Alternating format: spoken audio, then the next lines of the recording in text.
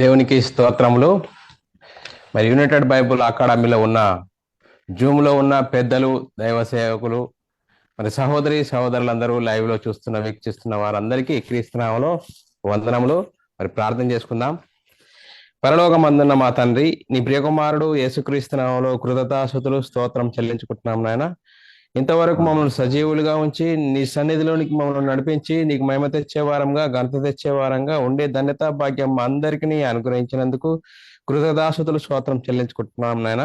మరి ఈ రోజు ఏది దేవుని ఆలయము అనే అంశం నేర్చుకుంటుండగా నీ కృపను అనుగ్రహించమని, మరి వాక్య ప్రకారంగా మా ఆత్మీయ జీవితంలో సరిదిద్దుకొని మహిమ తెచ్చే వారంగా, ఘనత తెచ్చే వారంగా ఉండే ధన్యత భాగ్యం మా అందరికీ అనుగ్రహించమని యేసుక్రీస్తు నామములో ప్రార్థనకి వేడుకుంటున్నాం తండ్రి. ఆమెన్. ఆమేన్. మరి సహోదరి సహోదరులందరూ సంతోషంగా ఆనందంగా ఉన్నారా? మరి సంతోషంగా ఆనందంగా ఉండాలి. ఎందుకంటే మనము ఎక్కడికి వచ్చామండి? దేవుని సన్నిధికి వచ్చాము. మనందరి ఆత్మలకు కన్న తండ్రి అయిన దేవుని యొద్దకు వచ్చాము. మరి మనల్ని అందరినీ సజీవులుగా ఉంచి ఆయన సన్నిధిలోనికి నడిపించి ఆయనను ఆరాధించుకోవడానికి, ఆయనను కొనియాడడానికి ఇచ్చిన గొప్ప ధన్యత భాగ్యమును బట్టి దేవునికి కృతజ్ఞతాస్తుతులు స్తోత్రములు చెల్లించబద్దులమై ఉన్నాం ప్రియులారా. మరి సహోదరులమైన మనము ఒకరికొకరు వందనములు చెల్లించుకోవాలని బైబిల్లోని ఆత్మను సూచిస్తుంది. దాన్ని మనము అర్థం చేసుకుంటూ అనుసరిస్తూ ముందుకు సాగుదాం ప్రియులారా.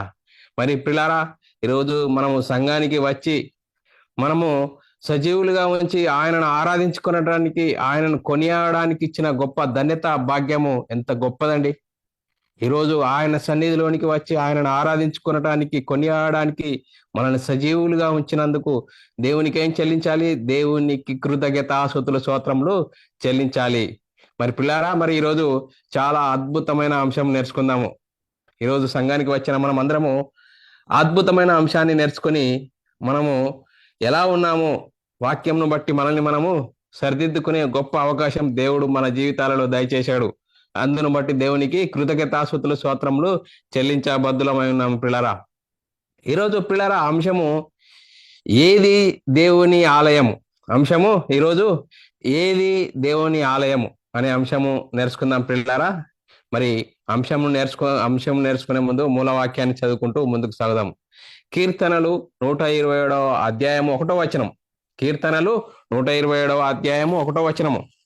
యెహోవా ఇల్లు కట్టించని ఎడల దానిని కట్టువారి ప్రయాసము వ్యర్థమే. మరి యెహోవా పట్టణమును కాపాడని ఎడల దానిని కావలి కాయువారు మేలుకొని ఉండుట వ్యర్థమే. మరి పిల్లల ఈ అంశము ఎక్కువగా ఎక్కడ చదువుకుంటారు అనేది మనందరికీ తెలుసు. గృహ ప్రవేశము చేసేటప్పుడు మరి ఇది మరి ఎక్కువగా మరి చదవడం జరుగుతుంది. మరి పిల్లరా, మరి ఈ అంశము యెహోవా ఇల్లు అంటే దేవుని ఇల్లు, మందిరము. యెహోవా ఇల్లు కట్టించని ఎడల, చూడండి పిల్లరా, ఇది చాలా చక్కగా మనసు పెట్టి ఆలోచిస్తేనే అర్థమవుతుంది పిల్లరా. యెహోవా ఇల్లు కట్టించని ఎడల దానిని కట్టేవారు ఉన్నారు. యెహోవా ఇల్లు ఉండటానికి ఇల్లు కట్టేవారు ఉన్నారు. మరి కట్టువారి ప్రయాసము వ్యర్థమే. మరి యెహోవా పట్టణమును కాపాడని ఎడల దానిని కావలి కాయువారు మేలుకొని ఉండుట వ్యర్థమే. చూడండి పిల్లల, మనము ఈరోజు మనం ఒక ఇల్లు కట్టుకుంటాము.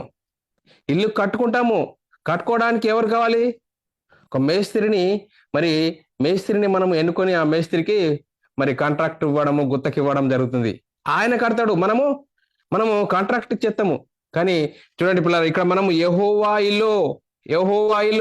ఉండటానికి ఇల్లు కట్టేవారు ఉండాలి. మరి కట్టేవారు దానిని కట్టువారు ప్రయాసము వ్యర్థమే. వాళ్ళు కట్టించాలి, మరి కట్టించకుంటే వారి ప్రయాసము వ్యర్థమే అని అంటున్నాడు. చూడండి పిల్లరా, మరి ఇక్కడ మనం ఆలోచన చేయాలి పిల్లరా.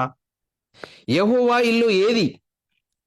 మరి యెహోవా ఇల్లు, యెహోవా ఇల్లును గురించి మనకు తెలుసుకోకుంటే క్రైస్తవులమైన మనము దేవుని చిత్తాన్ని మన జీవితాలలో నెరవేర్చలేము. దేవునికి మహిమకరంగా మన జీవితాలు ఉండలేవు ప్రియులారా. మరి ఈరోజు అద్భుతమైన అంశం నేర్చుకుందాం ప్రియులారా. యెహోవా హ్మ్. ఇల్లును గురించి, దేవుని మందిరం గురించి. అసలు దేవుని మందిరం ఏంటి? ఎక్కడుంది? ఎప్పుడుంది? ఎప్పటి నుంచి ఉంది? అసలు భూమి మీద మొట్టమొదటి దేవుని ఆలయం ఏది? మనం ఈరోజు ఆలోచన చేసుకుందాం. దేవుని ఆలయము ఏది? భూమి మీద మొట్టమొదటి దేవుని ఆలయము ఎవరు? ఎప్పటి నుంచి ఉన్నారు? అని మనం ఆలోచన చేసినట్లయితే భూమి మీద మొట్టమొదటిగా రంగప్రవేశం చేసిన వారు ఎవరండి? ఆదాము. మరి ఆదాము దేవుని ఇల్లు ఎప్పటి నుంచి? ఎప్పటి నుంచి? మరి చూడండి, మనం ఆలోచన చేద్దాము. ఎప్పటి నుండి దేవుని ఇల్లు ఆదాము? మరి ఆలోచన చేస్తే చూడండి పిల్లరా, దేవుని సంకల్పాన్ని మనం జ్ఞాపకం చేసుకోవాలి. దేవుని సంకల్పాన్ని జ్ఞాపకం చేసుకుని దేవుడికి అనేక మంది కుమారులు కావాలి. మరి దేవుడు దయా సంకల్పమును జ్ఞాపకం చేసుకుని జగత్తు పునాది వేయబడక మునిపే మరి మనల్ని ప్రేమ చేత క్రీస్తులో మనల్ని ఏర్పరచుకున్నాడు. ఏర్పరచుకొని ఏం చేసాడు దేవుడు? మరి దేవుడు అవన్నీ అన్నిటిని ఏర్పరచేసుకొని మరి దేవుడైన యెహోవా నేల మట్టితో నరుణ్ణి నిర్మించాడు పిల్లరా. నిర్మించి వాని నాసికారంధ్రములో జీవవాయువును ఊదగా నరుడు జీవాత్మాయను ఆయననే ఆదాము. మరి ఆదాము మొట్టమొదటిగా భూమి మీదకి వచ్చిన ఆదాము మరి దేవుని ఆలయమా? మరి దేవునికి ఆదాముకు ఉన్న సంబంధం ఏంటి? ఎప్పటి నుంచి దేవుని ఆలయము? మరి ఆదామును చేసి గాఢ నిద్ర కలిగేసి అవ్వను తీసి వారిద్దరిని ఆశీర్వదించి ఏదైనా తోటలో పెట్టాడు. ఏదైనా తోటలో పెట్టేం చేసిండు? వారికి ఒక ఆజ్ఞ ఇచ్చాడు పిల్లరా. ఆజ్ఞ ఇవ్వడం ద్వారా దేవునికి వారికి ఉన్న సంబంధము, ఆ సంబంధము ఏం చేసిండు? ఏదైనా తోటలో పెట్టి జీవవృక్ష ఫలములు తినవచ్చును, నిరభ్యంతరంగా తినవచ్చును. మరి మంచి చెడ్డల తెలివినిచ్చే ఫలము ఒకటి మాత్రం తినకూడదు, ఆజ్ఞ. మరి ఆజ్ఞ ఇవ్వడం ద్వారా మరి దేవునికి మరి ఆదాముకును మరి సంబంధం అనేది కలిగింది. చూడండి పిల్లరా, మరి ఒక ఆజ్ఞ ఇవ్వడం ద్వారా ఆజ్ఞను నెరవేర్చినంత వరకు ఆదాము దేవుని ఆలయముగా ఉన్నాడు. చూడండి పిల్లరా, మనము ఒక దేశాన్ని గురించి మనం ఆలోచన చేస్తే ఒక దేశంకు నియమ నిబంధనలు లేక ప్రణాళికలు లేకుంటే చట్టాలు ఉంటాయి. ఆ చట్టాలు లేకుంటే రెడ్డెవరో రాజెవరో ఓరుకోలు సంబంధం ఉండదు. మరి చూడండి పిల్లలు, మనం ఒక దేశాన్ని గురించి ఒక పట్టణం గురించి మనం ఆలోచన చేసినట్లయితే అక్కడ ఏమేమి ఉండాలి? ఒక దేశం ఉండాలంటే రాజు ఉండాలి, చట్టం ఉండాలి, భూభాగం ఉండాలి, ప్రజలు ఉండాలి. చూడండి పిల్లరా, మరి దీని గురించి మనం ఆలోచన చేస్తే ఇక్కడ ఇప్పుడు రాజు ఎవరండి? దేవుడు అండి. దేవుడు రాజుగా ఉన్నాడు. చూడండి పిల్లరా, మరి దేవుడు రాజుగా ఉన్నాడు. మరి ఆదామవ్వలు ప్రజలుగా ఉన్నారు. మరి ఆదామవ్వలు ప్రజలుగా ఉన్నప్పుడు చట్టం అనేది ఉన్నది. చట్టం ఏంటి? మరి ఏదైనా తోటలో జీవవృక్ష ఫలములు తినవచ్చును, మరి ఒకటి మాత్రం తినకూడదు, మంచి చెడ్డలు తెలివినిచ్చే ఫలము తినకూడదు. చూడండి పిల్లరా, మరి మనం ఆలోచన చేయాలి. మరి ఇది రాజు ఉండాలి, చట్టం ఉండాలి, ప్రజలు ఉండాలి, భూభాగం ఉండాలి. మరి ఈ 4 ప్రమాణాలు ఉండాలి. ప్రమాణాలు ఉన్నప్పుడే ఆ దేశానికి మరి క్షేమాభివృద్ధి కలగడానికి అవకాశం ఉంటుంది. చూడండి పిల్లలు, మనం ఇక్కడ ఆలోచన చేసినట్లయితే రాజు దేవుడు ఉన్నాడు, మరి ప్రజలు ఆదామవ్వలు, వారికి ఒక ఆజ్ఞ ఇవ్వడం జరిగింది. ఆ ఆజ్ఞనే ఏదైనా తోటలో మంచి చెడ్డలు తెలివినిచ్చే ఫలమును తినకూడదు, తింటే నువ్వు చచ్చిపోతావు, చట్టం. మరి చూడండి పిల్లరా, ఆ చట్టము అనుసరించేంత వరకు మరి దేవుడు ఏం చేశాడు? దేవుడు ఆదాముకు ఒక చట్టం ఇచ్చిండు. ఆ చట్టం ఇచ్చేంత వరకు ఆదాము దేవుని ఆలయముగా ఉన్నాడు. ఎలా ఉంటాడు? మనం ఆలోచన చేసినట్లయితే ఆదాములో ఎలా ఉన్నాడు? 1 యోహాను రాసిన పత్రిక 3వ అధ్యాయము 23, 24 వచనాలు మనము చదువుకున్నట్లయితే చాలా చక్కగా అర్థమవుతుంది. చూడండి పిల్లరా,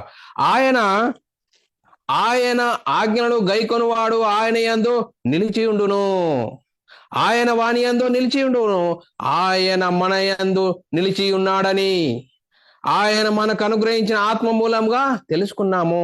చూడండి పిల్లరా, మరి ఆజ్ఞలు చట్టము ఉండాలి. మరి చూడండి పిల్లరా, ఆయన ఆజ్ఞలు గైకొనిన ఎడల ఆయన యందు నిలిచి ఉండును, ఆయన వాని యందు నిలిచి ఉండును. చూడండి పిల్లరా, మరి ఇక్కడ ఆలోచన చేస్తే ఆదాముకు దేవుడు ఆజ్ఞ ఇచ్చాడు. మరి ఆజ్ఞ ఇచ్చేంత వరకు దేవుని ఆలయముగా ఉన్నాడు.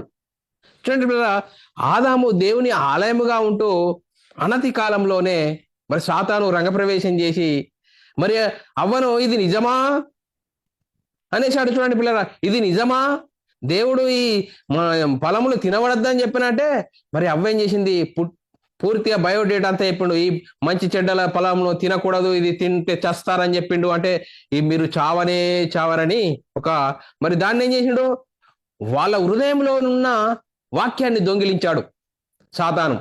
మరి ఆదాము అవ్వాలకు ఇచ్చిన ఆజ్ఞను, ఆ చట్టాన్ని దొంగిలించి వాడి చట్టాన్ని పెట్టాడు. అప్పుడు ఎందుకు అనతి కాలంలోనే దేవుని మందిరము దొంగల గుహగా మారిపోయింది, సాతాను ఆలయంగా మారిపోయింది. చూడండి పిల్లారా, ఎంత భయంకరమో, ఎంత భయంకరంగా మారిపోయింది. సాతాను వచ్చి అది నిజమా అని చెప్పి ఏం చేసిండు, మీరు ఈ పండును తింటే చావనే చావరు, దేవతల వలైతారని చెప్పాడు. చెప్పి ఏం చేసిండు, వారిలో ఉన్న వాక్యాన్ని దొంగిలించి వీడి వాక్యాన్ని పెట్టాడు. మరి ఏం చేసింది, దేవుని ఆలయము దొంగల గుహగా మారిపోయింది, సాతాను ఆలయంగా మారిపోయింది. చూడండి పిల్లరా, మరి ఆలోచన చేద్దాం. ఏ విధంగా యోహాను రాసిన పత్రిక 8వ అధ్యాయం 43, 44 వచనాలు మనం చదువుకున్నట్లయితే మరి యూదులతో మరి యేసుక్రీస్తు జీవించిన కాలంలో చెప్తున్నాడు, నేను దేవుని యొద్ద నుండి వచ్చాను అంటే దేవుని మాటలు నేను చెప్తున్నాను, నా అంతటి నేనేం చెప్పట్లేదు అని చెప్తున్నా కూడా వారు ఏమని చెప్తున్నారు, నేను మాటలు చెప్తున్నాను, నా మాటలు మీరు ఎలా నమ్మకున్నారు అని చెప్తున్నారు. చూడండి పిల్లరా, మీరేలా నా మాటలు గ్రహింపకున్నారు, మీరు నా బోధ విననేరకుండుట వలనే కదా. చూడండి పిల్లరా, మరి యేసుక్రీస్తు బోధ చేస్తున్నాడు, ఆ బోధ మీరు ఎందుకు నా మాటలు గ్రహింపకున్నారు, నన్ను ఎందుకు చంపాలనుకుంటున్నారు, మీరు ఎలా నా మాటలు గ్రహింపకున్నారు, నా బోధ విననేరకుండుట వలనే కదా అంటున్నాడు. చూడండి పిల్లరా, అప్పుడు ఏం చేసింది, దేవుని ఆలయము సాతాను ఆలయంగా మారిపోయింది, ఆలయముగా మారిపోయింది. వాడు దొంగ, వాడు దోచుకునేవాడు, అబద్ధమాడునప్పుడు తన స్వభావం అనుసరించే మాటలాడును.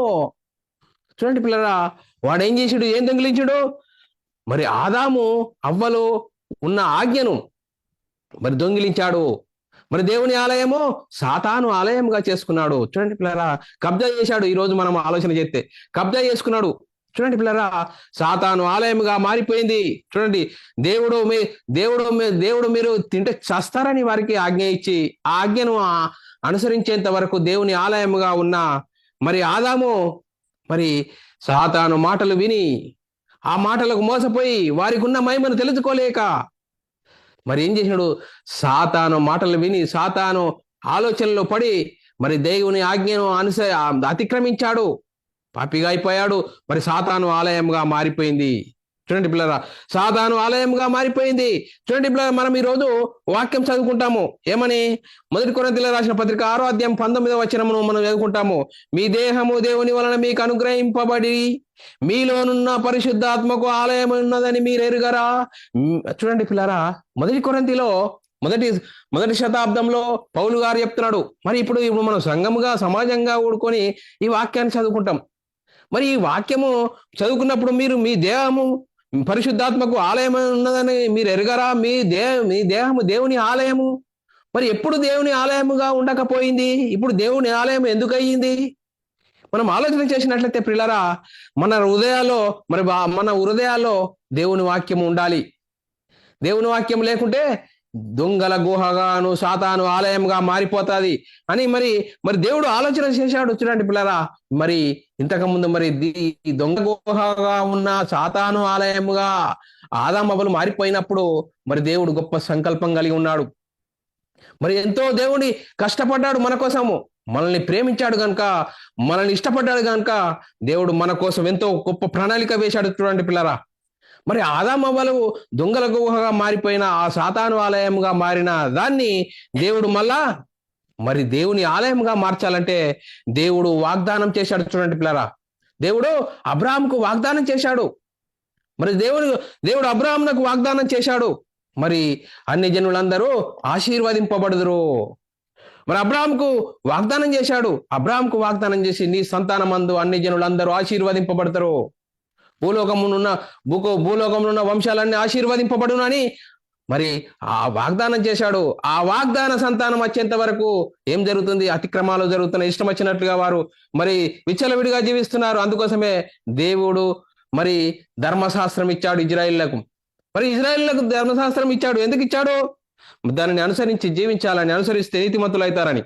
మరి చూడండి పిల్లరా, మరి కాలము పరిపూర్ణమైనప్పుడు మరి ధర్మశాస్త్రం ఎవరైనా అనుసరించారా, అతిక్రమించారంటే ఎవరు అనుసరించలేరు. అందుకోసమే కాలము పరిపూర్ణమైనప్పుడు దేవుడు తన సొంత కుమారుని పాప శరీరాకారంతో పంపి ఆయన శరీరం అందు శిక్ష విధించాను. మరి యేసుక్రీస్తు జీవించిన కాలంలో ఎవరిలో పుట్టాడు? ఇజ్రాయేలీలో పుట్టాడు పిల్లారా. మరి ఇజ్రాయేలీలకు ఉన్న అర్హత ఏంటి?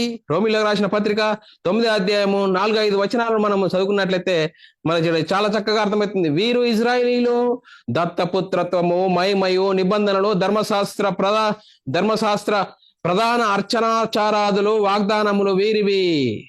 మరి పితరులు వీరి వారు, శరీరమును బట్టి క్రీస్తు వీరిలో పుట్టెను.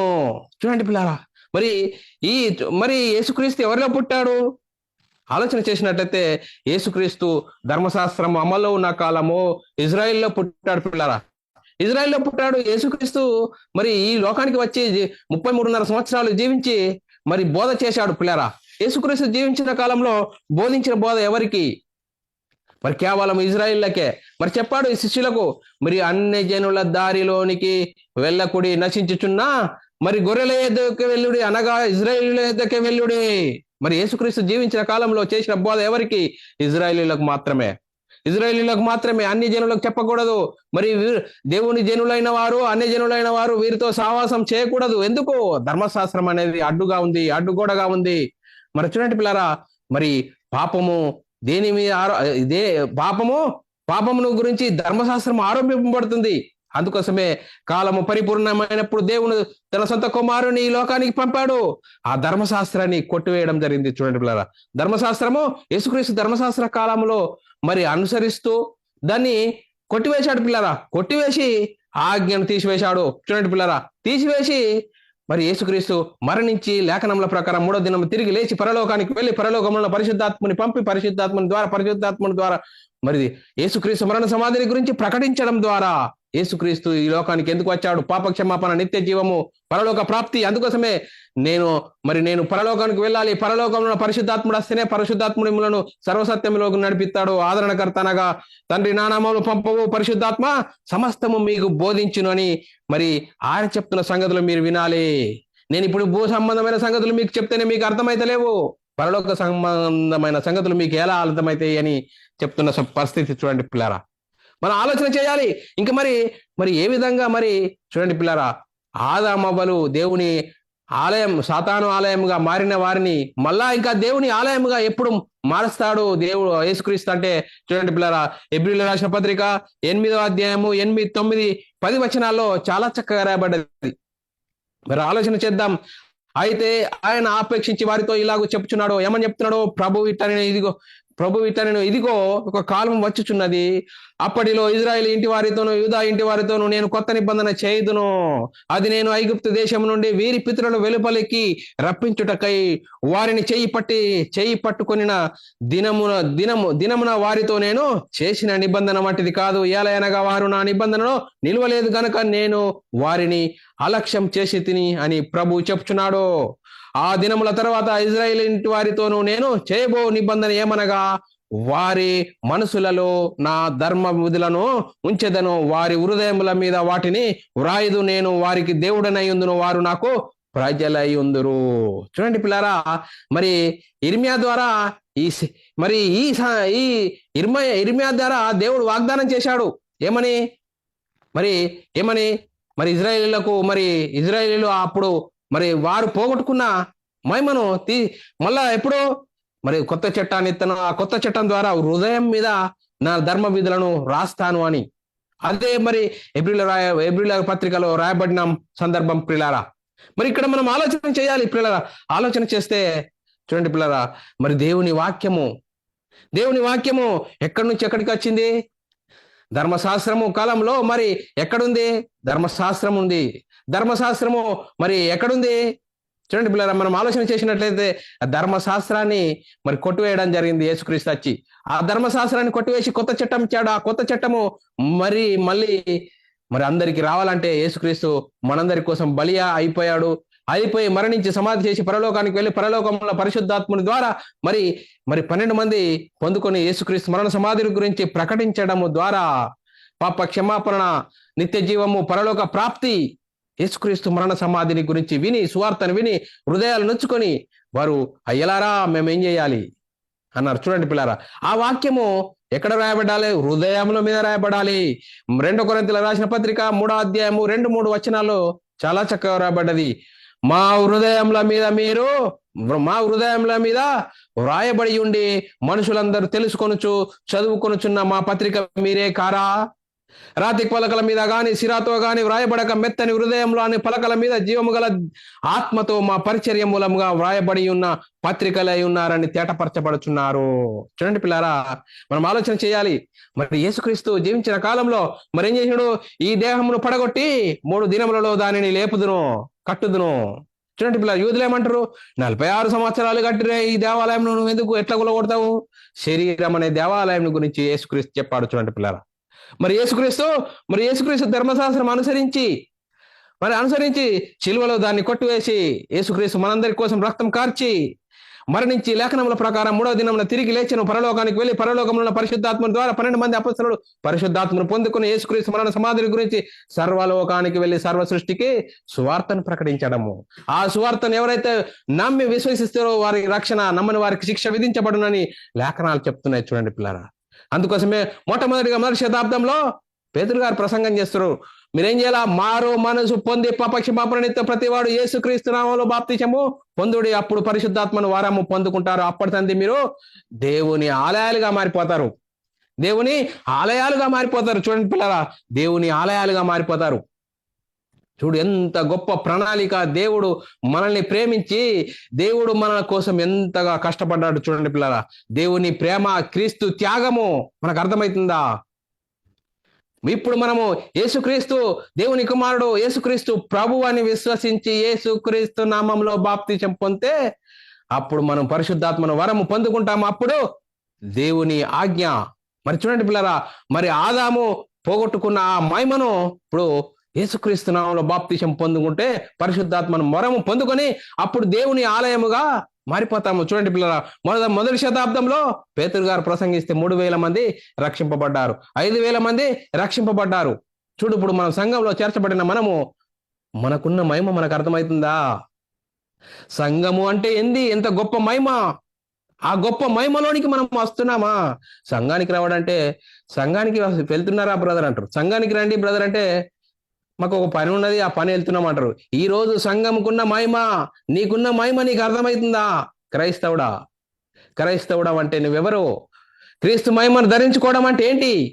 క్రీస్తు మహిమను ధరించుకొని దేవుని కుమారుడుగా, మరి దేవునికి వారసుడుగా గొప్ప మహిమను మనకు అర్థమవుతుందా? దేవుని ఆలయముగా నువ్వు ఉన్నావా? దొంగల గుహగా ఉన్నావా? సాతాను ఆలయముగా ఉన్నావా? ఈరోజు తెలుసుకో. సహోదరుడా, ఎంత గొప్ప మహిమ! ఆ మహిమ అర్థం కాకుండా సాతాను మనోనేత్రాలకు గుడ్డితనం కలిగేసి వెళ్ళు, సంఘానికి వెళ్ళు, కానుక వేయి, పాట పాడు, మళ్ళా నువ్వు తిరిగి వెళ్ళు, నీ పని నువ్వు చేసుకో.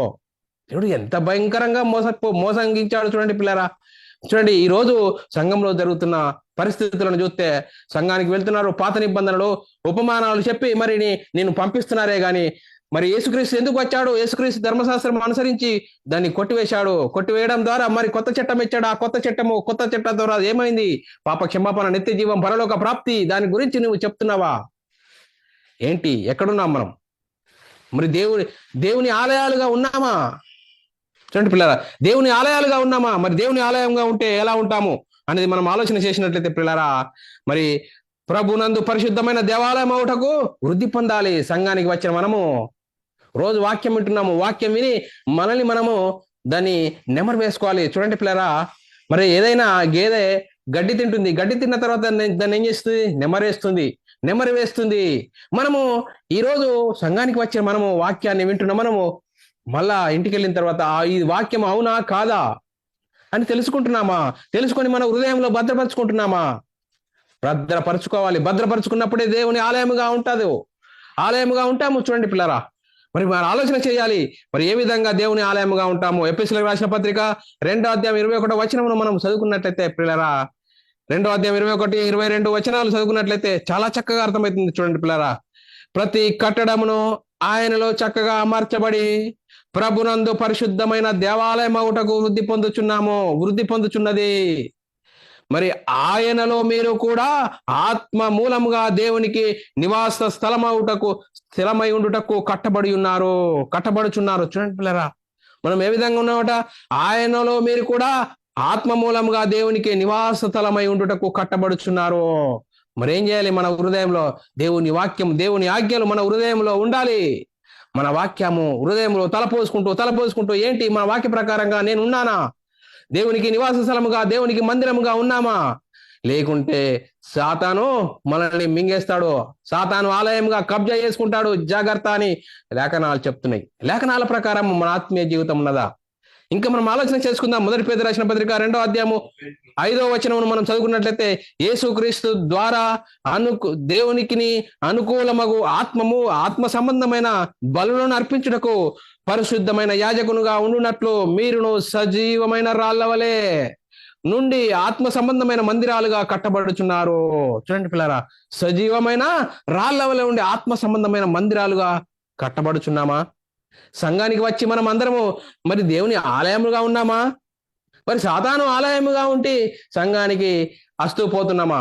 ఎలాంటి పరిస్థితిలో ఉన్నామో ఈరోజు? మరి ఏది దేవుని ఆలయం? చూడండి పిల్లరా, ఏది దేవుని ఆలయము? మరి ఆకాశము నా సింహాసనము, భూమి నా పాదపీఠము, నాకు ఎలాంటి మందిరం కడుదురు అన్నాడు. చూడండి పిల్లరా, మరి హస్తకృత ఆలయంలో దేవుడు నివసింపడు. మరి చూడండి పిల్లరా, మరి పాత నిబంధన కాలంలో దేవాలయంలో మందసం ఉండేది. ఆ మందసంలో రాతి పలకలు ఉండేవి. ఆ రాతి పలకలు ఉన్నప్పుడే దేవుని మహిమ అనేది దేవుని మహిమ ప్రభావము ఉండేది.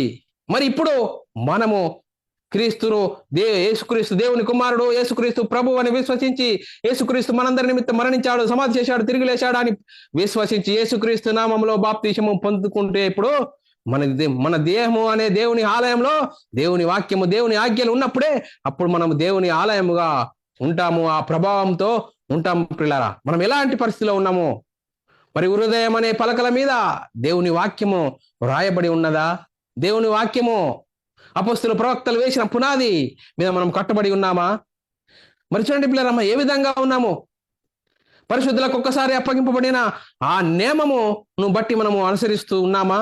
ఏ విధంగా ఉన్నాము అనేది మనల్ని మనమే ఆలోచన చేసుకోవాల్సిన అవసరము ఎంతైనా ఉంది. చూడండి పిల్లరా, ఏ విధంగా ఉన్నాం? మరి ఏది దేవుని ఆలయము? చూడండి పిల్లరా, ఏది దేవుని ఆలయము? చూడండి పిల్లరా, సంఘానికి వస్తున్నాము.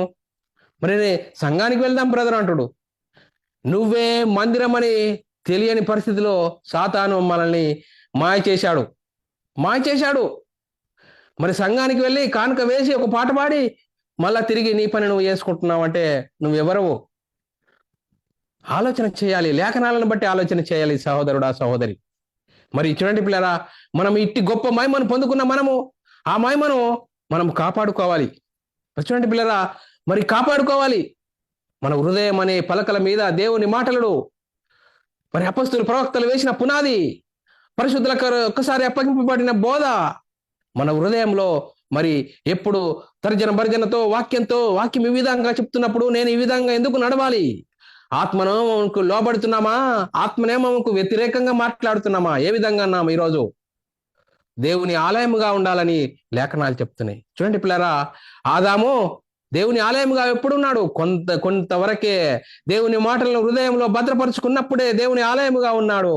ఎప్పుడైతే సాతాను ఎంటర్ అయిపోయాడో ఆ సాతాను ఏం చేశాడు? ఆ హృదయంలో దేవుని ఆజ్ఞలు, దేవుని వాక్యాన్ని దొంగిలించాడు, వాడి వాక్యాన్ని డంప్ చేశాడు. అప్పుడు ఏం చేశాడు? మరి దేవునికి ఉల్టా మాట్లాడడం జరిగింది. చూడండి పిల్లరా, అంత గొప్ప ఆ ప్రణాళికను చిత్తు చేసిన ప్రణాళికను దేవుడి ప్రణాళిక జ్ఞాపకం చేసుకుని దేవుడు ఎంతగా మన కోసం మనల్ని ప్రేమించి తమ ప్రియ కుమారుని ఈ లోకానికి పంపి మనందరి నిమిత్తము యేసుక్రీస్తు త్యాగం మనం అర్థం చేసుకున్నప్పుడు, యేసుక్రీస్తు ఎవరు? యేసుక్రీస్తు ఎందుకు వచ్చాడు? యేసుక్రీస్తు దేవుని కుమారుడు, మనందరి పాపాలను తీసివేయడానికి ఈ లోకానికి వచ్చాడు. మనల్ని పరిశుద్ధులుగా, నీతిమంతులుగా చేయడానికి యేసుక్రీస్తు ఈ లోకానికి వచ్చాడు.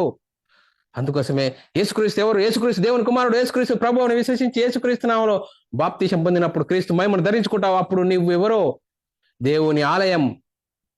నీవే దేవుని ఆలయము. దేవుని ఆలయాలుగా ఉంటే నువ్వు ఎప్పుడు ఎలా ఉంటావు?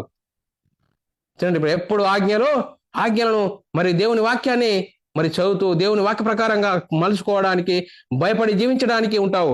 మరి నువ్వు పొందుకున్న రక్షణ, మరి వాడు దొంగిలించేవాడున్నాడు.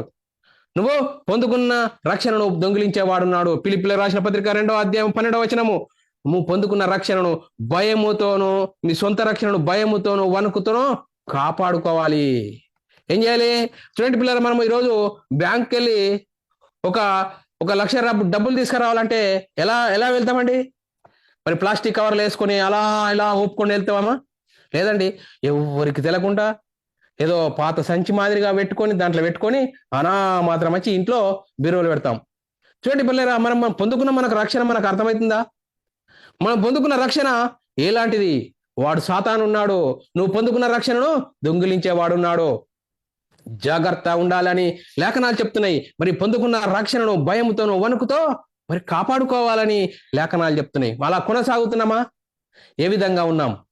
మరి కొనసాగడానికి మనము ప్రయత్నం చేయాలి. చూడండి పిల్లలు, భయముతోనూ వణుకుతోనూ మన రక్షణను కాపాడుకోవాలి అని సాతాను ఉన్నాడు. ఆ సాతాను ఏం చేస్తాడు? శరీరాశ, నేత్రాశ, జీవడంబాన్ని చూపించి నిన్నెట్లయినా పడగొట్టాలి.